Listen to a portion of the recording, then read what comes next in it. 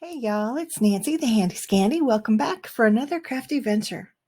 All right, so I have these beautiful sunflower stencils from the ton that I got some time ago now, and I decided that we are going to go ahead and put them to use. So I'm just going to show you there are 6 layers and they are all numbered. The number is etched right into the mylar. And so I have the first one already taped down. These are the colors of ink I'm going to use. That's for the flowers. This, of course, is for the greenery, and then the browns are for the centers. So we are going to go ahead and get started. Now, Effie is the owner and designer of the ton, I believe, and she recommends this larger flat head brush. I got mine on Amazon and have had them for some time. I mean, a couple years now, and haven't really used them. But I decided I would follow her guidance and go ahead and use them, and I feel like they covered the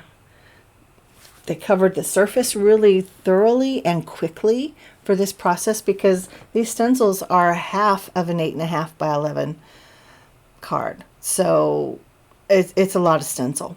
But also with that flat head, it's not pulling up on those little finer fidgety pieces of the stencil. And we're all familiar with those. We've all used them at some point.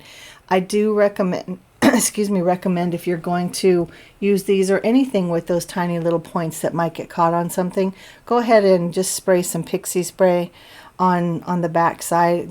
Allow it time to dry. I think the recommendation is 30 to 60 seconds. I would recommend even more, because you don't want it to leave a residue behind. You want there to be a little bit of tack to hold it in place, but not so much that it leaves a residue behind. So anyway, there's that. And here is the first layer. My washi tape is a little too strong, but that's the first layer of the stencil, and I'm just setting them aside and loving it already. Now this is the 4th stencil, so I'm almost done. And this is the 2nd layer of the flower.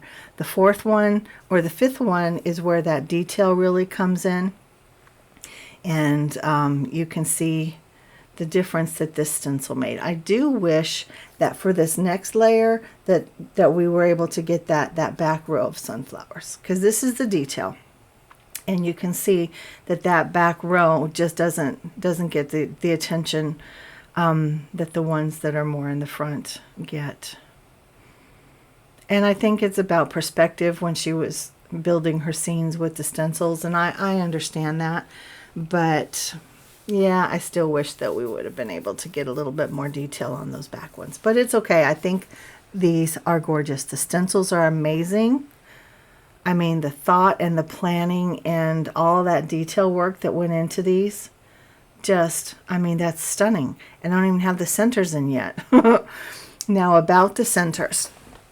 One thing that she being Effie of the ton, she really stressed to make sure that you ink blend in a gradient so that one side is darker than the other, and you can see that I'm doing that. I'm focusing my darker ink on the kind of the bottom right. I guess that would be southeast if we were looking at a map.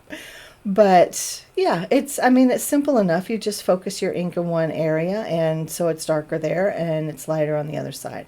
And then I also come in with a tiny brush and a darker ink. So this is the dough ink from Pink Fresh, and here I'm coming in with the Gathered Twigs from Pink Fresh and that little brush. Now you saw that I came in with that larger brush to blend it out. That is a critical step. Using that larger brush to blend the darker ink out is critical. Maybe critical is too strong of a word. But that is what makes the centers. And once I lift the stencil, after we get our splatter on, once I lift it, you'll see what I mean, because we'll have that perspective. We'll see where the shadows are. We can see, like, these white and black splatters represent the sunflower seeds in the center of each sunflower head. And yeah, so if you're going to do this part, I recommend that you do it while the stencil is still on, because this does represent the seeds, and so you only want this particular splatter going through the holes.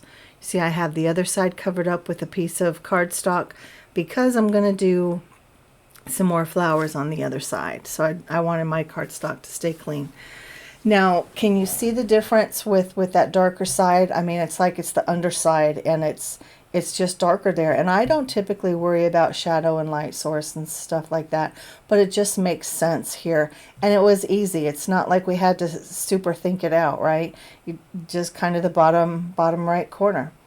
So anyway, now I'm coming in, I'm doing the other side, but I'm using reds, kind of corally reds, to do my sunflowers.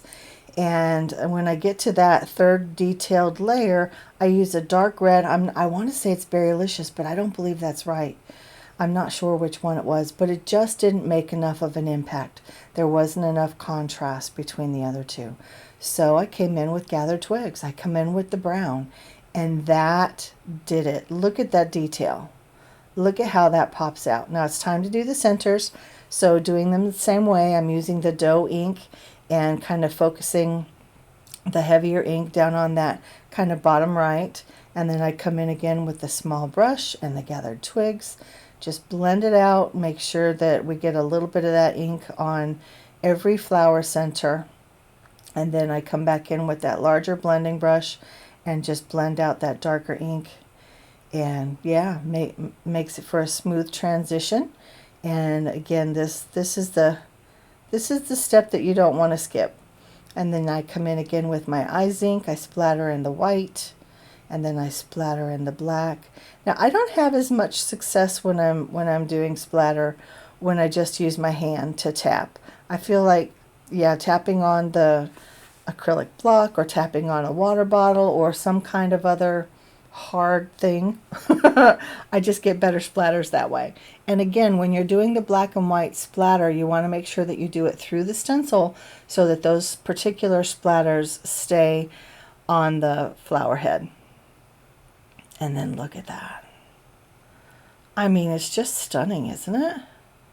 And she has a whole line of these stencils, not just the sunflower. But I'm not a big floral girl, but I do love me a sunflower. In fact, anything in the sunflower family, chrysanthemums, mums, daisies, all of that, I do love those.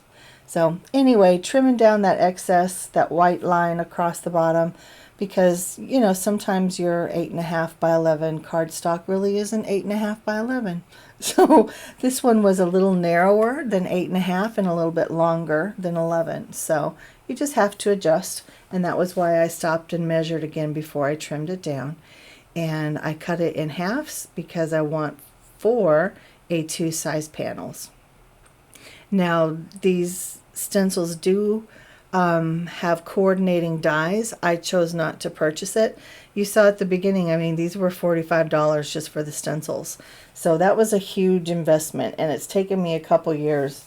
Has it been 2 years since she came out with them? Anyway, it's taken me a while to bite that bullet. And so I wasn't going to get the die as well because I'm a fussy cutting girl. So anyway, that's exactly what I did. I fussy cut them out. Now you could make these into slimline, and I mean, yeah, you're not limited to A2 size panels, I guess is what I'm trying to say.